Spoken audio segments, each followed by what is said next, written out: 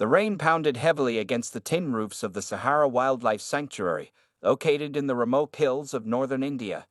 Dark clouds rolled across the sky, making the evening darker than usual.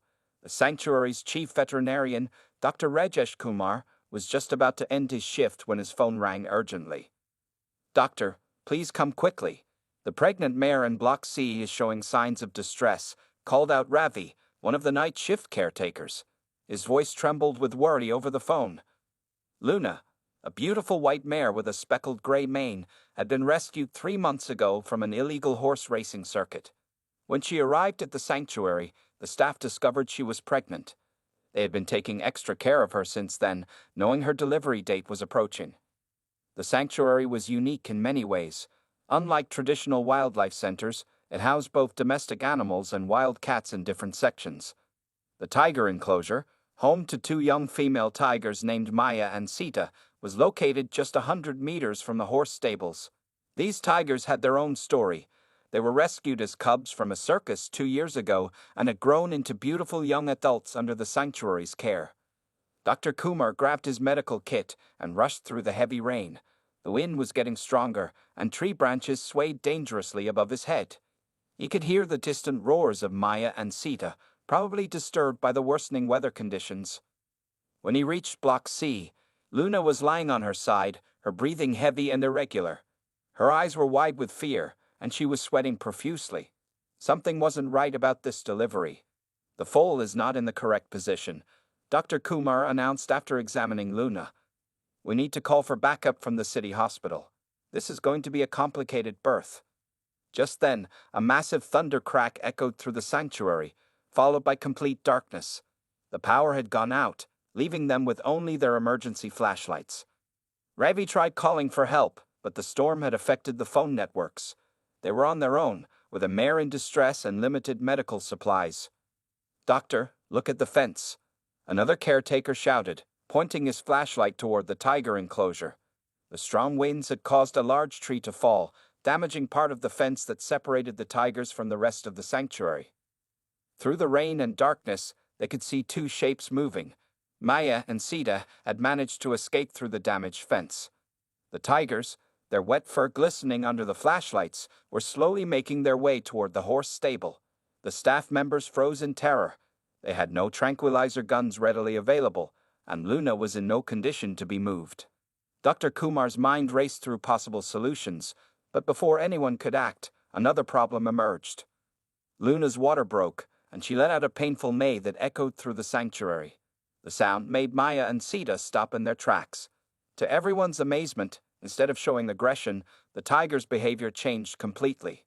They approached slowly, their movements careful and almost gentle. Luna, despite being a prey animal, showed no fear. Perhaps it was her pain and exhaustion, or maybe some ancient animal instinct, but she remained calm as the 2 tigers came closer. Dr. Kumar and his staff watched in disbelief. Years of working with wildlife had taught them that nature could be unpredictable, but nothing had prepared them for what they were about to witness. Maya, the older of the 2 tigers, positioned herself near Luna's head, while Sita moved toward the mare's back. Their behavior wasn't threatening. It was almost as if they understood the situation. "This is impossible," whispered Ravi, his flashlight beam shaking slightly. "What are they doing?" Dr. Kumar raised his hand, signaling everyone to stay still. His years of experience told him to wait and observe. Something extraordinary was unfolding before their eyes. Something that would soon challenge everything they knew about wild animals. As Luna's contractions intensified and the baby foal struggled to emerge, no one in the sanctuary could have predicted how these 2 escaped tigers would become crucial to one of the most amazing animal rescue stories ever documented. The storm continued to rage outside, but inside the stable, an incredible drama was about to unfold, one that would soon capture the attention of the entire world. To be continued in Part 2. The stable was dim, lit only by the weak beams of flashlights held by trembling hands. Dr. Kumar and his team watched in amazement as the 2 tigers, Maya and Sita, positioned themselves around Luna. The mare's breathing was becoming more labored with each passing minute. "The foal is stuck," Dr. Kumar whispered, more to himself than anyone else. Without proper medical equipment and in these dark conditions, he felt helpless. The city veterinarian was unreachable due to the storm, and Luna's condition was getting worse. Maya, the larger tiger, began making soft chuffing sounds, a noise tigers typically use to comfort their cubs. To everyone's surprise, these sounds seemed to calm Luna. The mare's panic-filled eyes began to show signs of relief, even as her body struggled with the difficult birth. Sita, meanwhile, had been watching Luna's movements intently. As another strong contraction hit, she did something that made the sanctuary staff gasp. She gently placed her large paw on Luna's swollen belly, almost as if she was feeling for the baby's position. "This is unbelievable," Ravi muttered, his flashlight beam shaking. "It's like they know what to do." Dr. Kumar had read about animals helping other species during birth, but those were usually domestic animals like dogs or cats. Never in his 20 years of veterinary practice had he heard of tigers assisting in a horse's delivery. The storm outside grew stronger, and water began seeping under the stable door. Luna let out another painful neigh, and this time they could see the foal's legs appearing. But something was wrong. The position wasn't correct, and Luna was losing strength fast. That's when Maya and Sita sprang into action. With an instinct that seemed to defy nature, Maya moved to Luna's head, keeping her calm with continued soft chuffing sounds. Sita positioned herself near the emerging foal. What happened next would later be described in scientific journals as one of the most extraordinary cases of interspecies cooperation ever documented. Using her powerful but incredibly gentle jaws, Sita carefully gripped the foal's exposed legs. She waited for Luna's next contraction, and when it came, she pulled with exactly the right amount of force. Dr. Kumar wanted to intervene, but his experience told him to wait. The tigers seemed to know exactly what they were doing, moving with a precision that even trained veterinarians would admire. "They're mimicking how they would help their own cubs," Dr. Kumar explained to his stunned staff. "In the wild, tiger mothers sometimes help each other during difficult births. They're applying that same instinct here." The next few minutes were intense. Luna pushed while Sita pulled, their timing perfectly synchronized. Maya continued her comforting sounds, occasionally licking Luna's face, a behavior that seemed to give the exhausted mare strength. Finally, with one last mighty effort from Luna and a careful pull from Sita, the foal slid free.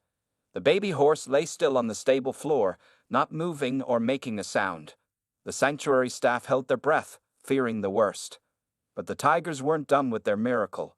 Both Maya and Sita began to lick the foal vigorously, cleaning it just as they would clean their own cubs. Their rough tongues stimulated the baby's circulation and cleared its airways, something Dr. Kumar would have done with towels if he had been handling the birth. Suddenly, the foal gasped and let out a weak whinny. The sound echoed through the stable, bringing tears to several staff members' eyes. The baby horse, against all odds, was alive and breathing. Luna, exhausted but alive, tried to reach her baby. The tigers gently nudged the foal closer to its mother, making sure it was positioned correctly for its first feeding. The scene was surreal, two apex predators tenderly caring for a horse and its newborn. As if sensing their work was done, Maya and Sita backed away slightly, but remained watchful. They settled down on either side of Luna and the foal, creating a protective circle around the new mother and baby. The storm outside began to ease, and the first rays of dawn peeked through the stable windows. The sanctuary staff stood in silent awe, knowing they had just witnessed something that would change their understanding of animal behavior forever. Dr. Kumar pulled out his phone, which had finally regained signal, and began documenting everything. He knew that what happened in this stable during this stormy night would need to be shared with the world. To be continued in Part 3. As morning light filled the stable, news of the extraordinary night began to spread throughout the sanctuary. The storm had passed, leaving behind puddles of water and fallen branches, but also something much more remarkable, a healthy foal delivered by two tigers. The sanctuary's director, Mrs. Preya Sharma, arrived early after receiving Dr. Kumar's urgent messages. She stood at the stable entrance, her mouth open in amazement at the scene before her. Luna was resting peacefully with her newborn foal, while Maya and Sita remained nearby, watching over them like protected guardians. "How is this possible?" Mrs. Sharma whispered to Dr. Kumar. "Tigers and horses are natural enemies. This goes against everything we know about wild animal behavior. The foal, A beautiful female with a white coat like her mother and unusual golden-brown spots was already trying to stand on her wobbly legs. Each time she stumbled, one of the tigers would move forward, using their body as support for the baby horse to lean against. "We need to get them back to their enclosure," one of the staff members suggested nervously. "It's not safe to leave them here." But Dr. Kumar raised his hand. "Look at their body language," he said. "They're not showing any signs of aggression. In fact, they're displaying nurturing behavior I've only seen in mother tigers with their cubs." As if to prove his point, when the foal finally managed to stand and take her first steps, Maya and Sita made soft purring sounds, something tigers typically do to encourage their young. The baby horse wasn't afraid of them at all, instead seeming drawn to their presence. Word of the miraculous event spread quickly. By mid-morning, local news crews had gathered outside the sanctuary gates. Wildlife experts from nearby universities were calling, demanding to verify the story. Nobody could believe that tigers had helped deliver a foal and were now acting as its protectors. Dr. Kumar spent hours documenting everything, taking photographs, recording videos, and making detailed notes about the tiger's behavior. He knew this was a once-in-a-lifetime event that needed to be properly studied. "The bond formed during birth seems to have created something extraordinary," he explained to Mrs. Sharma. "The tigers appear to have adopted the foal as one of their own. It's as if their maternal instincts overcame their predatory nature." The sanctuary staff began calling the foal Asha, which means hope in Hindi. The name seemed perfect for a baby horse who had brought together two different species in such an unprecedented way. As the day progressed, more unusual behaviors emerged. When other horses in the stable showed signs of nervousness around the tigers, Luna remained completely calm. She allowed Maya and Sita to approach Asha, seemingly trusting them completely with her newborn. Even more surprisingly, when Asha needed to nurse, the tigers would stand guard, keeping their distance but maintaining a protective watch. They appeared to understand their role perfectly, not as predators, but as guardians. By afternoon, wildlife behaviorists had arrived from Delhi University. They set up cameras to document this unique relationship, amazed by what they were seeing.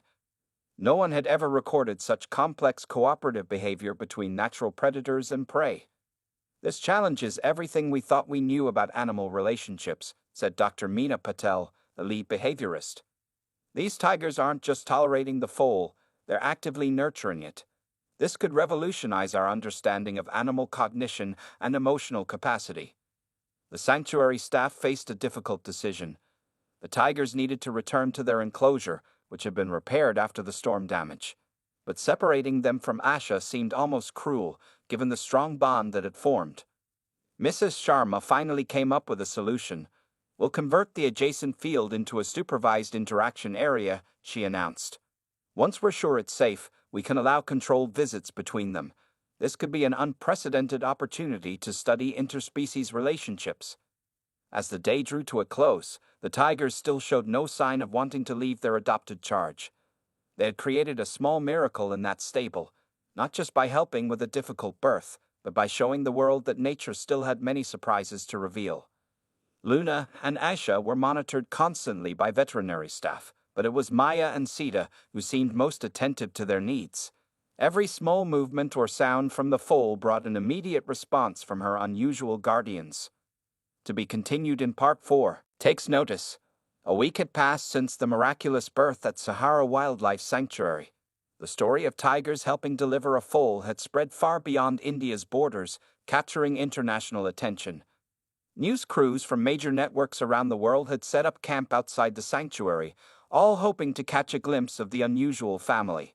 Inside the sanctuary, Dr. Kumar and his team had established a careful routine. Maya and Sita had finally been convinced to return to their enclosure, but they were given supervised time with Asha each day in the newly created interaction area. The bond between them showed no signs of weakening. "It's remarkable," said Dr. Kumar, watching as Asha galloped playfully around the tigers. "Most foals take weeks to develop this level of strength and confidence. It's as if having 2 extra mothers has accelerated her development." The interaction area had been specially designed with multiple cameras and observation points.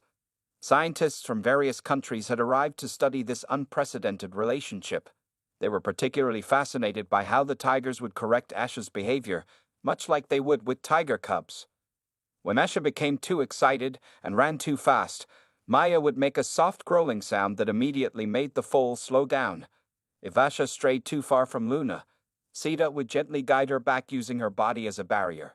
These behaviors showed a level of understanding that amazed even the most experienced animal behaviorists. Luna, for her part, had become incredibly comfortable with the arrangement. She would graze peacefully while her foal played with the tigers, showing complete trust in her unusual babysitters. Other horses in the sanctuary still kept their distance from the tigers, making Luna and Aisha's comfort around them even more extraordinary. One morning, something unexpected happened that further demonstrated the depth of the tiger's commitment. A young male deer had somehow wandered into the interaction area during the supervised time. Everyone held their breath, expecting the tiger's predatory instincts to take over. Instead, Maya and Sita positioned themselves between the deer and Aisha, not to hunt the deer, but to protect the foal from the unexpected visitor. They maintained this protective stance until sanctuary staff could safely remove the deer, never once showing hunting behavior. "They've completely overridden their natural instincts," observed Dr. Sarah Thompson, a visiting ethologist from Oxford University. "This goes beyond simple behavioral adaptation. They've formed a genuine emotional bond with Asha." The sanctuary began receiving donations from around the world, allowing them to expand their facilities and research programs. Mrs. Sharma used the funds to create a dedicated study center focused on interspecies relationships, with the tigers and Aisha as their first case study. Local schools started bringing students to learn about this unique story. Children were amazed to see a baby horse playing with tigers, learning an important lesson about looking beyond surface differences. "See how they protect her?" Dr. Kumar would explain to the wide-eyed students. "Nature can surprise us. Sometimes, love and care are stronger than natural instincts." As Asha grew stronger each day, she developed some unusual behaviors of her own. She began mimicking the tiger's movements, crouching low when she walked and even attempting to make tiger-like sounds. These behaviors fascinated the researchers, who documented every detail of her development. "She's creating her own unique way of being," explained Dr. Patel. "She has the instincts of a horse, but is learning behaviors from tigers. It's a completely new phenomenon in animal behavior studies." The sanctuary staff had to be careful not to let Asha spend too much time with other horses her age. She played too roughly with them, not understanding that other foals hadn't been raised with tigers as playmates. This led to the creation of a specialized exercise program to help her understand her own strength and how to interact with her own species. By the end of the week, the story had caught the attention of major wildlife organizations. They saw the potential for this unusual relationship to change how we think about animal rehabilitation and conservation. If natural enemies can form such strong bonds under the right circumstances, Mrs. Sharma told a group of reporters, imagine what this could mean for wildlife conservation. "We're learning that traditional boundaries in nature aren't as fixed as we thought." As the sun set on another remarkable day at the sanctuary, Aisha could be seen resting between her two tiger guardians, with Luna grazing peacefully nearby. It was a scene that would have seemed impossible just days ago, but now represented hope for a new understanding of the animal kingdom. To be continued in Part 5. 1 month had passed since the incredible birth, and the Sahara Wildlife Sanctuary had transformed into a world-renowned research center. Asha, now stronger and more adventurous, had become the centerpiece of groundbreaking studies in animal behavior and intelligence. Dr. Kumar noticed something fascinating during his daily observations. Asha had developed a unique way of communicating that combined horse and tiger behaviors.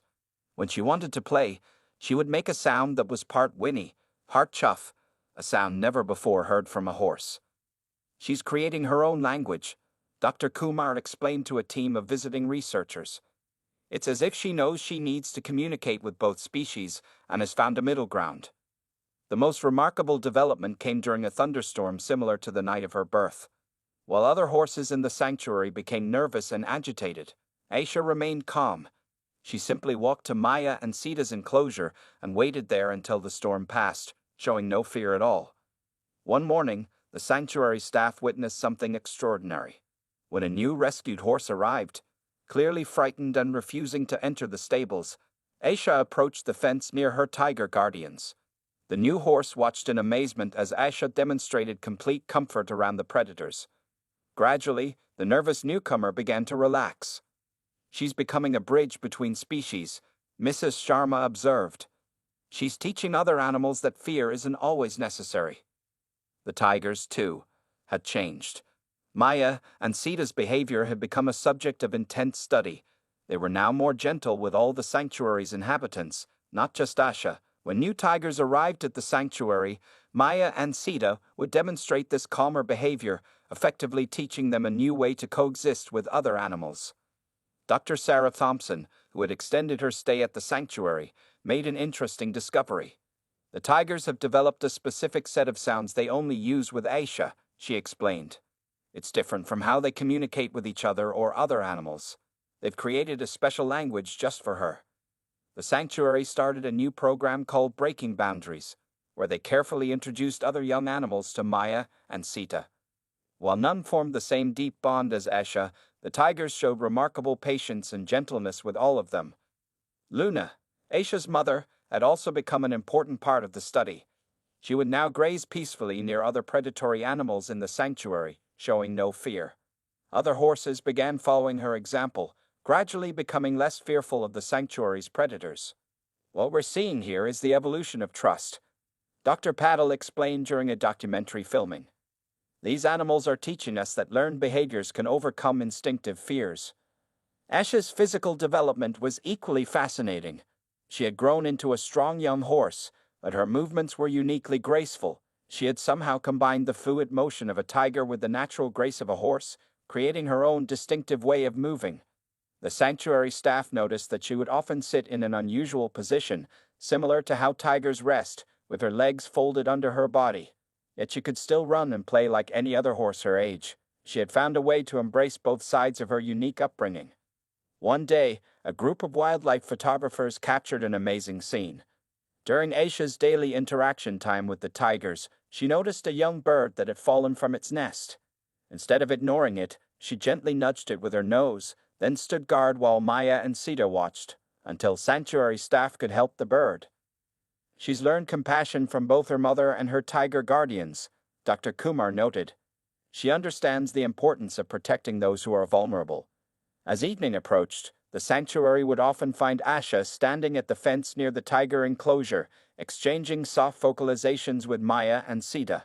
It was their daily ritual, a reminder of the extraordinary bond they shared. Mrs. Sharma had begun writing a book about their experience, titled Lessons from Asha, When Love Breaks Natural Laws. In it, she detailed how one miraculous night had led to a complete reassessment of what they thought they knew about animal behavior. Asha's story isn't just about a horse raised with tigers, she wrote. It's about the possibility of change, about looking past our preconceptions and seeing the potential for connection where we least expect it. To be continued in Part 6. 6 months had passed since Asha's miraculous birth, and the Sahara Wildlife Sanctuary faced its first major challenge with their unique family. As Asha grew into a young horse, her size was becoming equal to that of Maya and Sita, and her playful nature had grown stronger. One sunny morning, during their regular interaction time, Asha accidentally knocked Sita over while playing. Though the tiger wasn't hurt, the incident raised concerns among the sanctuary staff. Dr. Kumar called an emergency meeting to discuss the situation. We need to consider Asha's safety and the tiger's well-being, he explained to the gathered team. She doesn't know her own strength anymore, and she still thinks she's one of them. The sanctuary staff had noticed other concerning behaviors. Asha had started attempting to hunt like a tiger, stalking smaller animals in her enclosure. While this hadn't led to any aggressive incidents, it wasn't natural behavior for a horse. Some staff members worried about how this might affect her ability to integrate with other horses in the future. Dr. Thompson, who had become a permanent researcher at the sanctuary, suggested a new approach.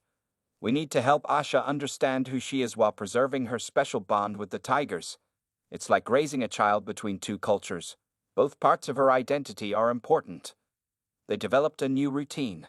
Asha would spend mornings with other horses her age, learning natural horse behaviors like grazing and herd dynamics.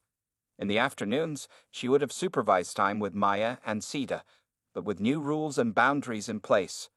The change wasn't easy. Asha would often stand at the fence separating her from the tigers, making distressed sounds that combined horse whinnies with tiger-like calls. Maya and Sita would respond with worried chuffs, clearly concerned about their adopted family member. "Look at how they comfort each other," Mrs. Sharma observed. "Even when they're separated, they find ways to stay connected." The sanctuary brought in horse behavior specialists to work with Asha. They were amazed by her unique personality.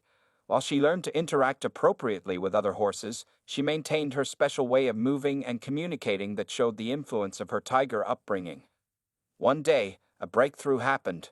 During a group exercise with other young horses, Aisha used her unique understanding of both species to help a frightened new horse adjust to the sanctuary.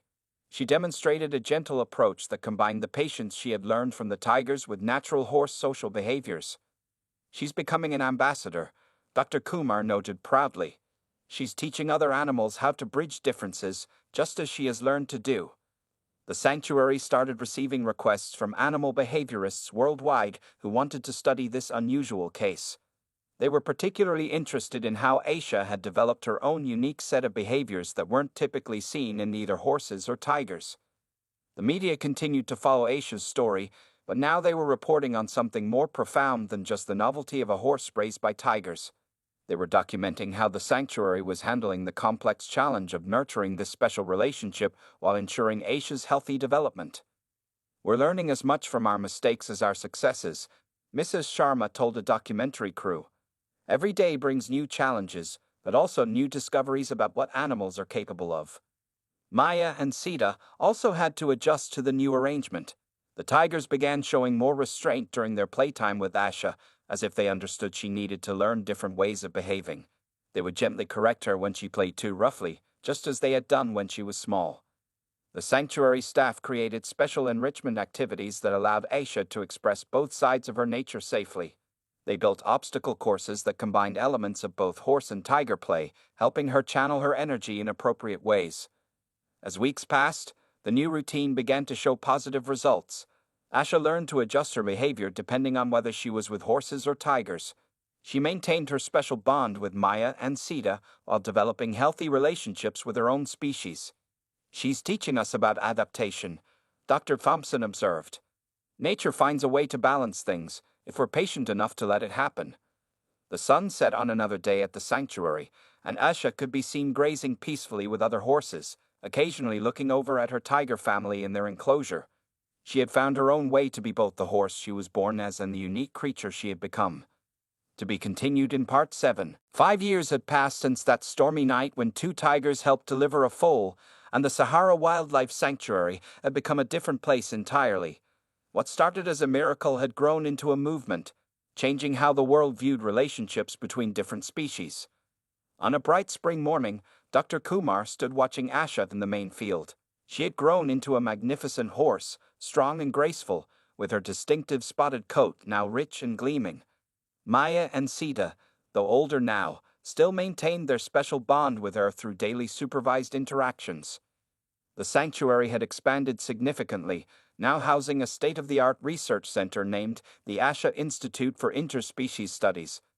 Scientists from every continent came to study not just Asha and her tiger family, but the dozens of successful cross-species rehabilitation cases that have followed their example.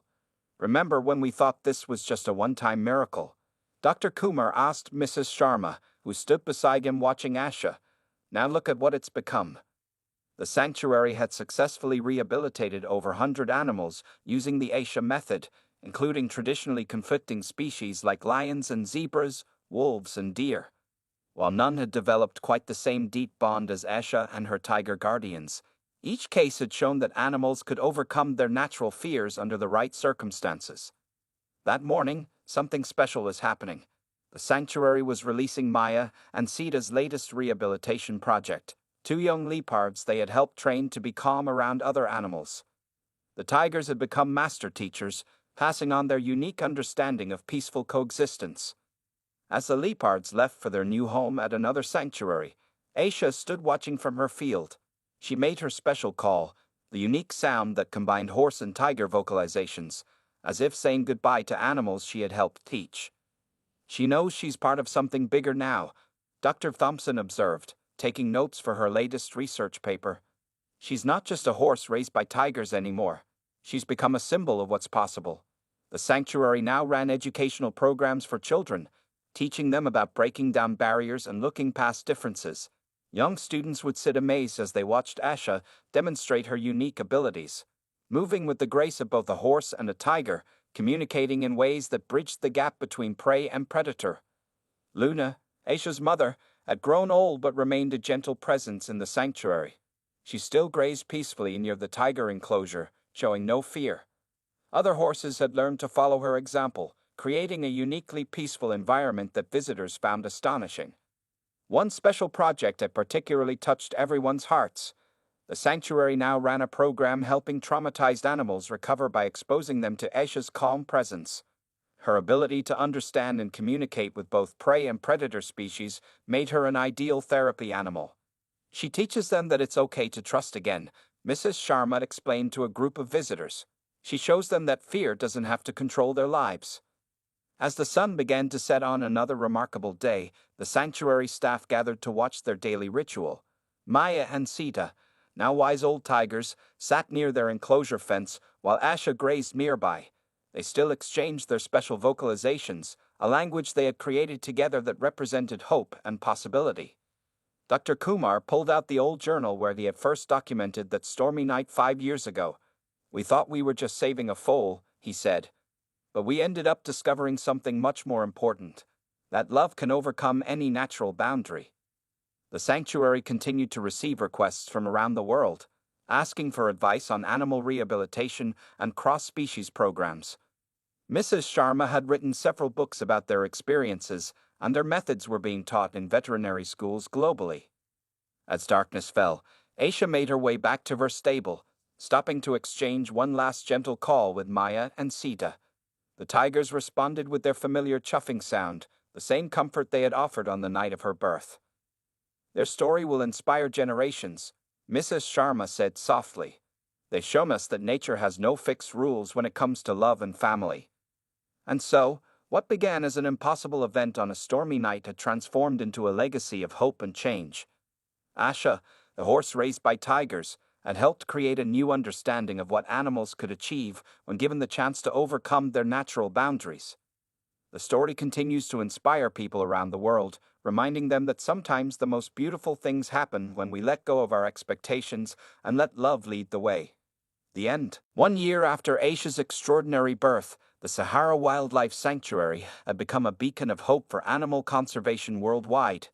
The story of a horse raised by tigers had evolved into something much more significant, a living example of how nature could adapt and change in surprising ways. On the morning of Asha's first birthday, something unexpected happened. A film crew was documenting the daily routine when a young injured leopard was brought to the sanctuary. The frightened animal refused to let anyone approach it, hissing and backing away from all attempts to help.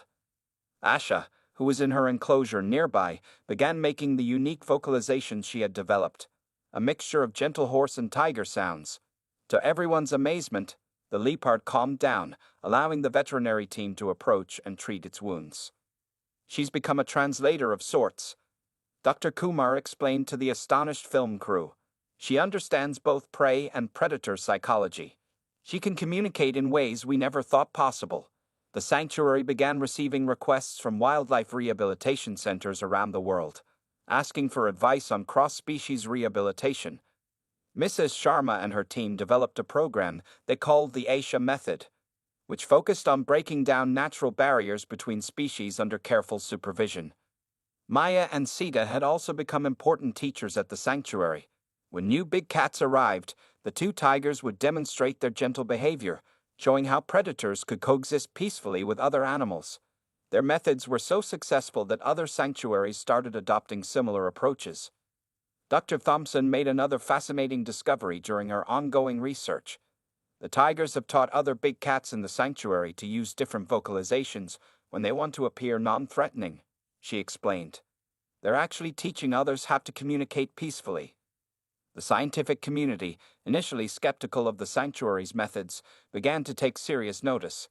Research papers about Asha and her tiger family were published in prestigious journals, and universities started including their case study in animal behavior courses. One morning, the sanctuary received an urgent call from a wildlife reserve in Africa. They had rescued a zebra foal and a young lion cub, both orphaned by poachers, and wanted advice on whether they could be raised together, inspired by Asha's story. "We're changing how people think about animal rehabilitation," Mrs. Sharma told her staff. "Asha's story is helping save lives across the world." Asha had grown into a beautiful young horse, strong and confident. Her coat still showed the unique golden brown spots she was born with, making her instantly recognizable. But it was her behavior that truly set her apart. She could switch effortlessly between the world of horses and the world of big cats, never fully belonging to either but creating her own unique way of being. The sanctuary organized its first international conference, titled Breaking Barriers: New Frontiers in Animal Behavior.